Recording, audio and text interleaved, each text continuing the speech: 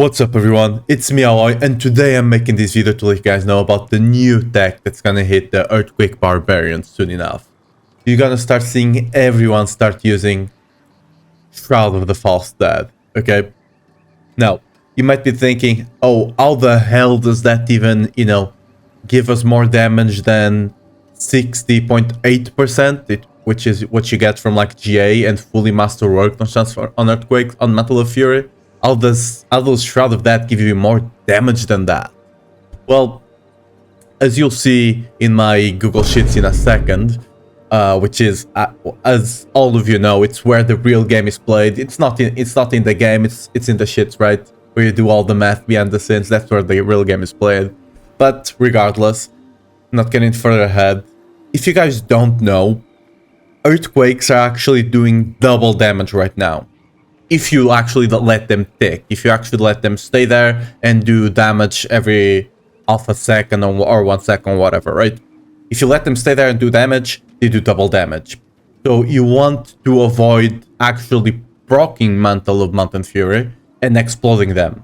Because when you do the proc, the Mantle will actually calculate the right amount of damage. Surprisingly enough, right? It's actually properly calculating the damage, but if you don't explode them, they do double damage.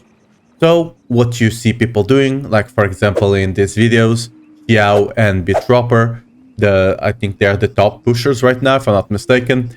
What you see them doing is that they just stack Earthquakes, and every now and again, roughly 4 to 5 seconds, they proc Auto. They use Auto, they explode all the Earthquakes, but they are doing that not to explode Earthquakes, but to proc both Auto's passive for the 40% damage increase, Wharf Path for 12% damage increase, and Decimator for 20% damage increase.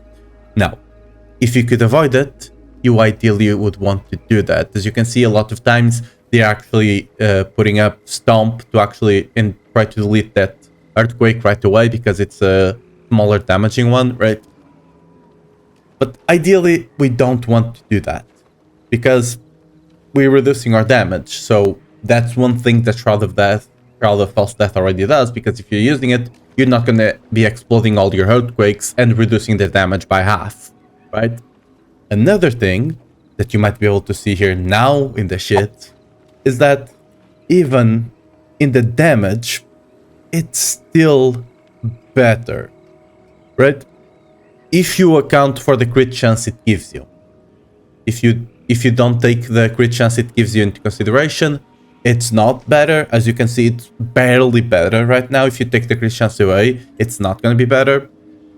But one thing you need to know here is that, first of all, that crit chance is overcapped. You actually get 103.5, which means you can take 1 point away from No Mercy and get it into Warcry, for example.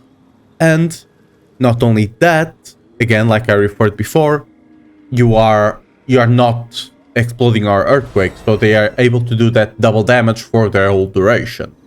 Now, you might be looking at this, oh, there's no way I can get that many heavy-handed points. How the hell are you getting that? How the hell are you getting that many counter-offensive points? Well, luckily, I got this beauty here, right? This is an insane amulet. It's likely one of the best, if not the best amulets in the game right now. I actually dropped it myself. Weird flex, I know. But it's actually, Shroud of Death is actually better if you don't have a really good amulet with a lot of points. Because the more points you have, the less important another point is, right?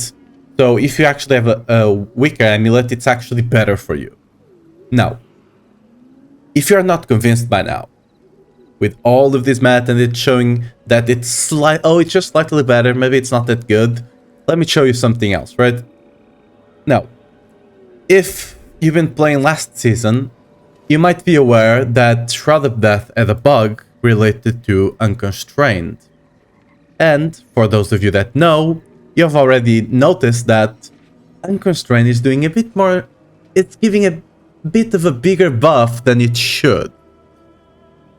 Because apparently Shroud of False Death still gives 1 point to Unconstrained. As you can see, item contribution 1. If I take the point away, it gives 60%. That's what it's supposed to do when you allocate it. But if I allocate it, it goes to 95. So this is another damage bonus we are getting on top of what I showed you in the Google Sheet, right? Now, this is only affecting unconstrained. If I go here, you can see 15% increased damage. It's still 15. The item contribution bug is on all of them, the display one, but the only one that's actually affected by it is unconstrained. So this further on gives us even more damage. So not only does it give us more damage, you also don't have to explode earthquakes, which is another plus that just increases your damage. And not only that, it gives you a ton of max life. It just makes it so you don't die doing all that snapshot in the beginning of the run for your soul harvest, right? It's just a better thing. I've been eyeing the Mythic unique for a while. Last like 4 days, I've been making the calculations in the background and tried to get my hands on one. I got lucky. I got a really good one. Right? This is the best CS you can get. But yeah, start doing this. Get on the Shroud train. Socket this in. It's much easier to get the decent one. You just want to get one with GA all stats, right? Just get it. Get on the train and enjoy the ride. So hopefully the video helped you. Hopefully you now are enlightened to the true earthquake chest, which is the one that does not have earthquake damage. It's a bit sad, right? It's a bit sad, but yeah, it is what it is. Hopefully you enjoyed this new quote-unquote stack, and see you next video. Bye-bye.